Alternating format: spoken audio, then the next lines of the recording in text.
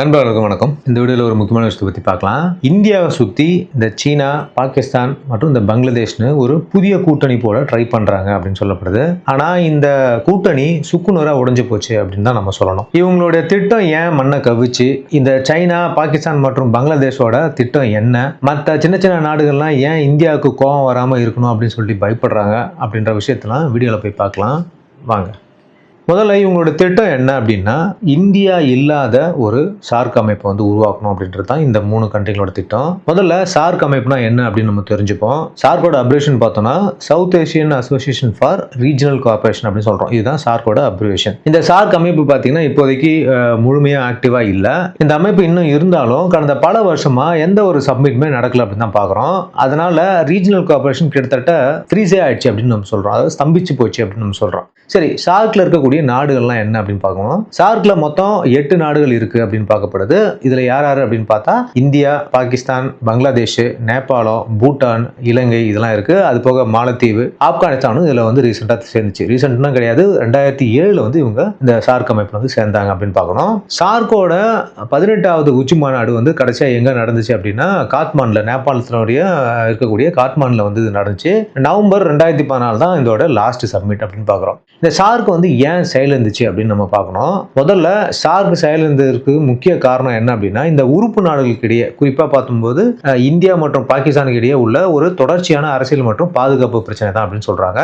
September 2016 19வது SAARC மாநாடு பாகிஸ்தான்ல இருக்கக்கூடிய இஸ்லாமாபாத்ல நடக்க வேண்டி இருந்துச்சு அப்படின்னு சொல்லப்படுது. ஆனா யூரி அட்டாக் நமக்கு தெரியும் இல்லையா? அதாவது நம்மளுடைய பிஎஸ்எஃப் கான்வாயில ஒரு மனித வெடிகுண்டு தாக்குதல் நடத்தப்படுது. ஒரு காரை கொண்டு அந்த கான்வாயில மோதினாங்க. அதுல கிட்டத்தட்ட 40 பிஎஸ்எஃப் ஜவான்ஸ் உயிரிழந்தாங்க.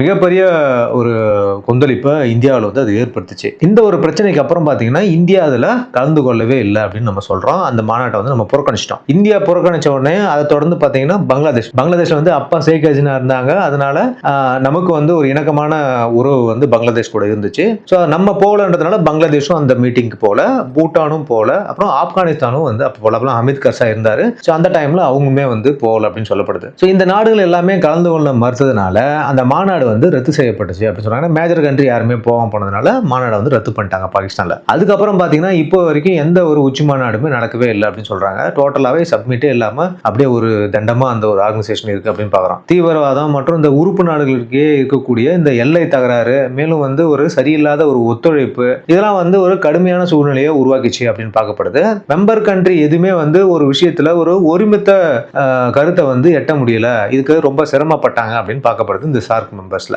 இப்போ சார்க்ல இந்தியா இல்லாம அது காலாவதி ஆச்சு அப்படின்னு தான் நம்ம சொல்லணும். சீனாவுக்கு ரொம்ப காலமாவே நம்ம இந்தியாவோட சண்டை இருக்கு அப்படின்றது நமக்கு எல்லாருக்குமே தெரியும். இந்த இந்திய துணைக்கண்டத்துல நுழையணும் அப்படின்னாக்கா இந்தியாவுடைய ஆதிக்கத்தை குறைக்கணும் அப்படின்றது ரொம்ப முக்கியமான விஷயமா சீனா பாக்குது. பாகிஸ்தான் கிட்ட பொருளாதாரமோ டெக்னாலஜியோ இல்ல ஏற்றுமதிக்கோ ஒண்ணுமே கிடையாதுன்றது அவங்களுக்கும் தெரியும், நமக்கும் தெரியும். இந்திய துணைக்கண்டத்துல பார்த்தோன்னா சீனாவோட தன்னுடைய ஆசையை நிறைவேற்றிக்கணும் அப்படின்னாக்கா, அதாவது இந்தியாவோட டாமினன்ஸை இங்க குறைக்க பாகிஸ்தானை ஒரு கருவியா சீனா யூஸ் பண்ணுது அப்படின்னு தான் நம்ம பார்க்கணும். இப்போ பங்களாதேஷும் பாத்தீங்கன்னா ஒரு மினி பாகிஸ்தான் மாதிரி மாறிடுச்சு அப்படின்றது நமக்கு தெரியும். எப்போ இந்த ஷேக் ஹசீனா அனுப்பிட்டு யூனிஸ் அங்க பிடிச்சாரோ அப்பலேருந்து அவங்க ஒரு தீவிரவாத பங்களாதேஷா மாறி பாகிஸ்தான் கூட அவங்க கூட்டு சேர்ந்துட்டாங்க அப்படின்னு தான் பார்க்கணும். சீனா, பாகிஸ்தான் அப்புறம் இந்த பங்களாதேஷ் ஒரு ட்ரைலேட்டரல் குரூப்பிங் மாதிரி போட முயற்சி செஞ்சாங்க. இந்த கூட்டணி ஒரு பெரிய குரூப்பா மாத்துறதுக்கு அவங்க பிளான் பண்ணிருக்காங்க. அதுல இந்தியா இல்லாத ஒரு சார்க், அதாவது சார்க் மைனஸ் இந்தியா அப்படின்ற மாதிரி ஒரு கான்செப்ட் அவங்க கொண்டு உருவாக்க நினைக்கிறாங்க அப்படின்னு பார்க்கப்படுது. ஆனா எந்த நாடும் பாத்தீங்கன்னா இதுல சேர்றதுக்கு தயாரா இல்லை. அதாவது சார்க்ல இருந்த மத்த மெம்பர் கண்ட்ரி எதுவுமே இதுல சேர்றதுக்கு விருப்பப்படல அப்படின்னு சொல்லப்படுது. பூட்டான் ஆகட்டும், நேபாளம் ஆகட்டும், மாலத்தீவு ஆகட்டும், எந்த நாடுமே இதுக்கு சம்மதிக்கல அப்படின்னு சொல்றாங்க. ஏன் அப்படின்னா அவங்க நல்லாவே தெரியும் இப்படி செஞ்சா கண்டிப்பா இந்தியா கோவப்பட்டு தடிய கையில எடுக்கும் அப்படின்றது அவங்க நல்லாவே தெரியும். இந்த எல்லா நாடுகளும் ஏதோ ஒரு சமயத்துல இந்தியாவுக்கு எதிராக தான் நின்று இருக்காங்க அப்படின்னு நம்ம பார்க்கணும். ஒரு முறையும் அவங்க ஆப்போசிட் தான் நின்னாங்க, சைனாவுக்கு சப்போர்ட் பண்ணிக்கிட்டு ஒரு காலத்துல. அப்புறம் கையில சூடுபட்டுச்சு அப்படின்றது நமக்கு நல்லாவே தெரியும். ஏன்னா அவங்க நிறைய கஷ்டப்பட்டாங்க சீனா கூட கூட்டு சேர்ந்ததுனால. கஷ்டமான நேரத்துல இந்தியா மட்டும்தான் உதவுச்சு அப்படின்றது அவங்களுக்கு நல்லாவே புரிஞ்சு போச்சு அப்படின்னு நம்ம பார்க்கிறோம். சரி, இப்போ ஏன் இந்த நாடுகள் இந்தியாவை எதிர்க்க பயப்படுறாங்க அப்படின்னு பார்த்தோன்னா, இந்த சீனா, பாகிஸ்தான், பங்களாதேஷோடைய அந்த அக்சஸ் பாத்தீங்கன்னா தூத்து போனதுக்கு முக்கிய காரணம் நம்ம இங்க பார்க்கணும். ஒன்று பொருளாதார சார்பு, அதாவது எக்கனாமிக் டிபெண்டன்சி அப்படின்னு சொல்றாங்க. சொல்றாங்க. இது என்ன அப்படின்னு பாத்தீங்கன்னா, இந்திய துணைக்கண்டத்துல இருக்க இந்த பல நாடுகள், அதாவது 30% இருந்து 60% வரைக்கும் பாத்தீங்கன்னா தங்களுடைய வியாபாரத்துக்கு இந்தியாவை தான் நம்பி இருக்காங்க அப்படின்னு நம்ம பார்க்கணும். நேபாளம் பாத்தீங்கன்னா 65% வியாபாரம் இந்தியாவோட தான் பண்ணுது. பூட்டான் எடுத்துக்கிட்டோம் அப்படின்னா 80% வியாபாரம் இந்தியாவோட தான் பண்ணுது. அவங்களோட ஜிடிபில 40% பங்களிக்கிறது அவங்களுடைய வாட்டர்ல இருந்து ப்ரொடியூஸ் பண்ணக்கூடிய எலக்ட்ரிசிட்டியை இந்தியாவுக்கு தான் அவங்க விற்கிறாங்க. அதுல தான் வந்து 40% அவங்களுடைய ஜிடிபியை இயங்குது அப்படின்னு நம்ம சொல்றோம். இலங்கை எடுத்துக்கிட்டோம் அப்படின்னாக்கா இலங்கையும் சரி மாலத்தீவும் சரி ரெண்டுமே 20-30% வரை இந்தியாவில இருந்து இறக்குமதி செய்யறாங்க அப்படின்னு தான் நம்ம பார்க்கணும். இவ்வளவு பெரிய பார்ட்னரை வந்து அவங்களால கண்டிப்பா கோவப்படுத்த முடியாதுன்றது அவங்க நல்லாவே தெரியும். ஏன்னா எப்போதுமே வந்து நம்ம அருகாமையில் இருக்கக்கூடிய பெரிய நாடுகளை நம்ம எப்பவுமே முறைச்சிக்க முடியாதுன்றது உண்மையான கூற்று. இப்ப நீங்க ரஷ்யா உக்ரைன் வார கூட பார்க்கலாம். உக்ரைன் பண்ண மிகப்பெரிய தவறே என்ன அப்படின்னா, அவ்வளவு சக்தி வாய்ந்த ஒரு பொருளாதாரத்திலும் சரி ஒரு வெப்பன் சிஸ்டம் சரி ஒரு வல்லரசா இருக்கக்கூடிய ஒரு நாட்டை முறைச்சிக்கிட்டு தான் உக்ரைன் பண்ண மிகப்பெரிய தவறு. அதனாலதான் அந்த நாடு இப்ப சின்ன பண்ணவா போயிடுச்சு. இந்த விஷயம் வந்து கண்டிப்பா அந்த நாடுகளுக்கு வந்து தெரிஞ்சிருக்கு ரீசெண்ட் டேஸ்ல அப்படின்னு நம்ம பார்க்கிறோம். அதனாலதான் அந்த வலையில அவங்க விழுறதுக்கு பயப்படுறாங்க அப்படின்னு சொல்லப்படுது. அடுத்த விஷயம் என்ன பார்த்தீங்கன்னா, சீனாவுடைய கடன் வலை, அதாவது டெப்த் ட்ராப் அப்படின்னு சொல்றாங்க. அதாவது டெப்த் ட்ராப் வந்து சீனா எல்லா நாடுகள் மேலேயும் விரிக்கக்கூடிய ஒரு மிகப்பெரிய ஒரு வலையா தான் நம்ம இன்னைய காலகட்டத்தில் பார்க்குறோம். சீனாவுடைய பிஆர்ஐன்றது இந்த பெல்ட் அண்ட் ரோடு இனிஷியேட்டிவ் அப்படின்னு சொல்லுவாங்க.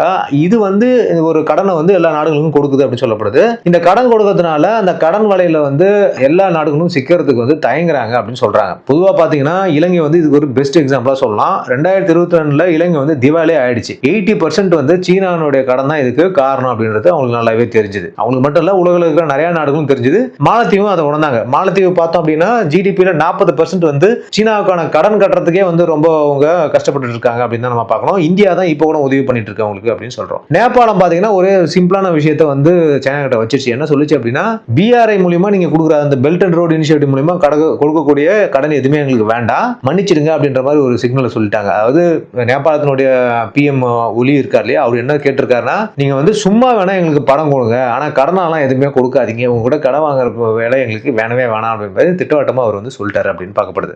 அதுக்கு அடுத்தது பாதுகாப்பு மற்றும் ராஜதந்திரம், அதாவது செக்யூரிட்டி அண்ட் டிப்ளமசி அப்படின்னு சொல்றோம். சீனாவுடைய கூட்டணியில இணைஞ்சு அப்படின்னாக்கா அது இந்தியாவுக்கு எதிரானது அப்படின்ற மாதிரி இந்தியா தெளிவா வந்து எடுத்துக்கும் அப்படின்னு இந்த நாடுகளுக்குலாம் தெரியும். இந்தியா கண்டிப்பா சும்மா இருக்காது.